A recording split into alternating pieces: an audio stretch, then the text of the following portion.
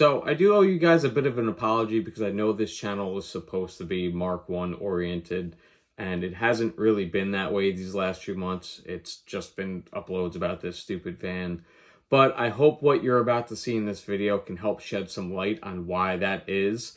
The changes I'm about to make are pretty monumental to the future of this channel and kind of just my quality of life. I'm really excited to share it with you guys. So again, I apologize. But it's been pretty important to get this van how I want it, and more so how I need it, especially while I'm still down here close to Matt and we're both able to work on the van together. Within the next few months, we're going to be right back full speed ahead with the Mark 1 content and getting you guys some good killer footage. Some really cool stuff in the works. Don't really want to talk about it yet, but you guys will see soon enough.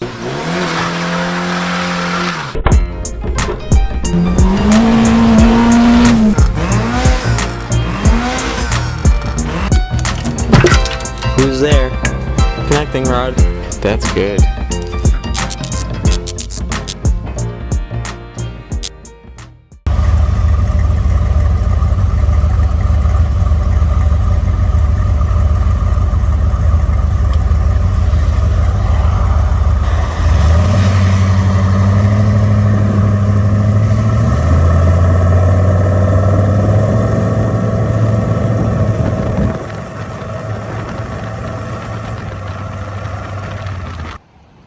We're about 3-4 weeks in with driving the van after the swap, and so far everything's good. This is the first real shakedown run of it.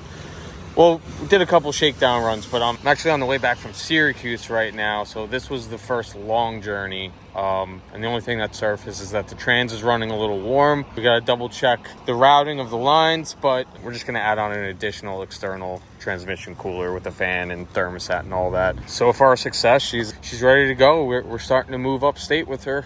Brought the first van load of stuff up this weekend. We went and looked at a house yesterday, and we're pretty much sold on it. It is a pretty serious upgrade from our current living situation. We seem to have landed a job working for Mirabido fuel company. They're all across New York State. I'm going to be driving a fuel tanker for them and doing the same exact job that I'm already doing.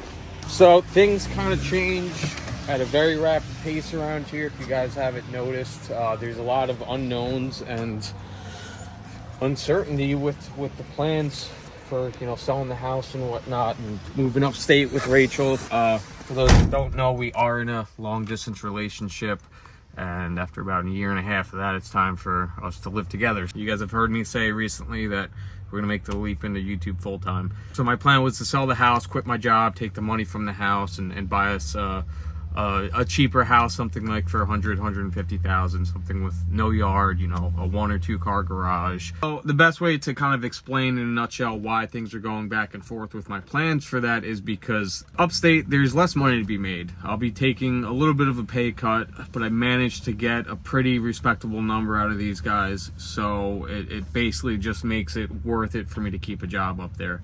If I'm only able to make 20-25 bucks an hour, then it's not quite worth it for me to try to work a bunch of hours and take even more time away from the YouTube.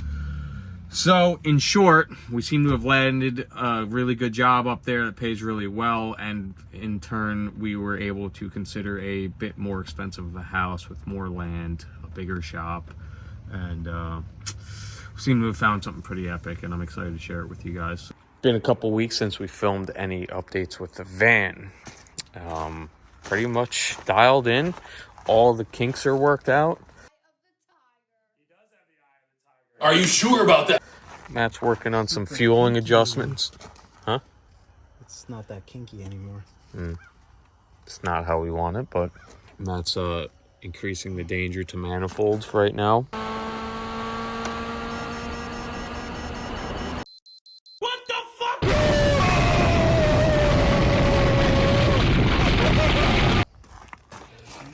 He is wrapping up a transmission swap on his truck. He went with a manual transmission. I think we mentioned it in one of the previous videos when we were buying his old transmission. He swapped in an AR5. Where these come out of? This is an AR5, so it's in the Colorado, the Canyon. Then there's a different version in the Solstice, Pontiac Solstice, and the Saturn Sky. So it's now got a 5-speed in it and a man pedal.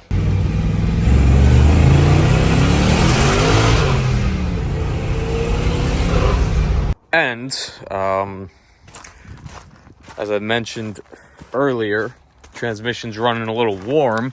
Turns out Matt had no longer needed his transmission cooler. So I just finished slapping this on. I got to run the power wire. We're going to run the store. I got to get some wire up the thermostatic fan switch, and get this thing cooling. Under normal like circumstances, flat ground, I was seeing like 160. Yeah, I saw 230. I was hammering on it though. I was beating the shit out of it up the mountain. You should smell the fluid. It smelled a little burnt. Not too bad. Do you want to smell it? You want to smell my finger? No. And yeah, we did get an air filter put on this thing finally. So yeah, last weekend going up to Syracuse, there's a couple of pretty serious mountains, and I was kind of, I was doing like 80 up that. So the converter was unlocked. It was in fourth and 100% throttle, steep stuff. You know, you're passing trucks in the right lane with their hazards on doing like 30, 40 miles an hour. So the fact that I was holding like 80, yeah, not bad. But that transmission started cooking off. It was like the second climb I saw it break 200 degrees Fahrenheit, which is too high. I think the highest I saw was 230, and then it backed off. It settled down to about 160, 170. That's just with the back of the van filled up. That's not towing or anything, so definitely needed to get that second cooler hooked up on there. Since the last video, we did the heater core. That had let go from us, I guess, kind of agitating it just enough, hooking up the new lines. So I did that. That was a fun little project. It's not consuming coolant anymore, which is a positive thing. Now for the embarrassing part. Some of you guys might be wondering what this thing got for fuel consumption last weekend going to Syracuse. At 70 miles per hour, I saw 10 miles to the gallon. Not great. So Matt's in here. Actually, what Matt's doing is messing with the Target AFRs. Yeah, we're gonna try to make this a little more fuel happy. At the end of the day, like I mentioned in the last video, we still need to get it on the dyno, get an actual dyno tune too. So yeah. This is all temporary. But in the meantime, I'm sure we could get more than 10 miles per gallon out of it. I anticipate getting 16 to 18 by the time we're all done. Not today, but by the time it has an actual dyno tune, it'd be great if we saw over 15. That's what I'll be happy with, over 15. There's some guys with stock setups, stock cam and all that. They're saying they get 20 miles to the gallon on some of these vans. Now it's also with smaller tires and all that. So if we get over 15, it'll be perfect. Rachel, where are we? So, seems that this is going to be our future home. Started moving the garage in today. On my birthday! Talk about a decent birthday gift. So, this was the first load of stuff. All of this fit in the van. There's a third shelf which we didn't assemble yet. I love this van, man. It's like, I can't even put into words how awesome it is. But 2 sets of wheels, a snow tire, all these parts here. Dashboard louvers, glove box, the carbon fiber hood, a fender. Did all that with the middle bench seat still in there. So this thing's awesome. Never gonna get over how much I love this. But here's the new shop. Yeah, I think this is enough room for activities. This is a friend of mine, Igor. I haven't actually met him in person yet, but we know each other through Facebook, and ultimately, small world in the car community, especially the Volkswagen Audi community. His friend Corey, who owns this Audi, that's his father's car, I believe. But this is his house. This is Corey's place, his shop and house, and we were able to kind of start talking about buying the house off of him last week. And seems we struck a deal, more or less. You know, we got to do the actual purchasing, all the mortgage stuff. I got to sell my house still, but this seems to be the future shop for us. Place is awesome.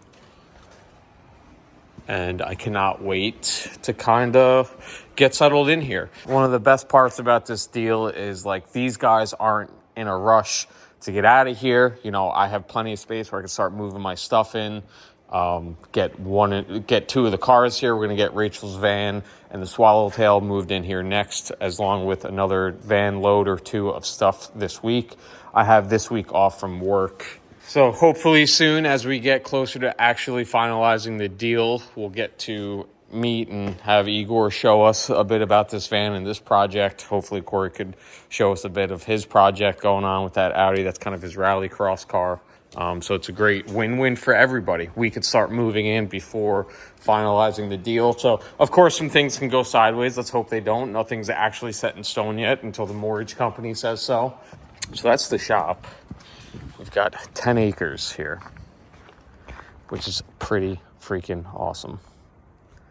So the house, we'll show you guys inside the house another day. But I think this will do. What do you guys think?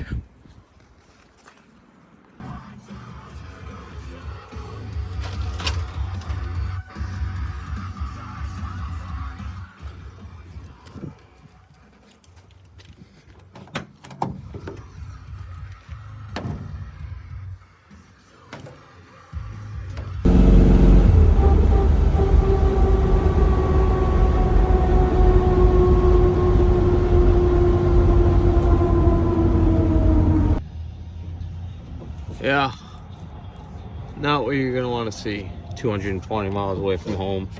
We're gonna snug this up, see if we can't take that play out and make it home. The other option's doing another ring and pinion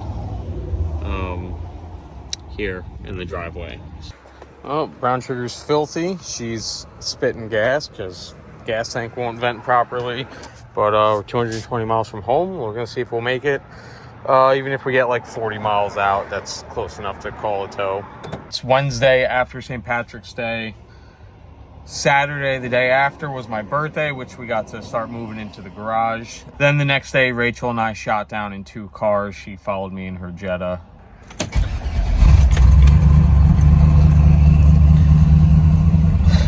Aside from the rear end about to let go, it is running pretty good. It's consuming a little bit of oil, so that's a little concerning. At this point, when we go to do the turbo in a year or two, maybe that's some incentive to go ahead and gap the rings rather than just slapping the turbo on there and calling it a day. So all things considered, she is being ran pretty hard. Aside from that, the engine's running great. No more coolant loss problems, no more running cold problems. Now we've just got the rear end to worry about. On acceleration, it's fine, and like cruising, it's fine, but when you let off,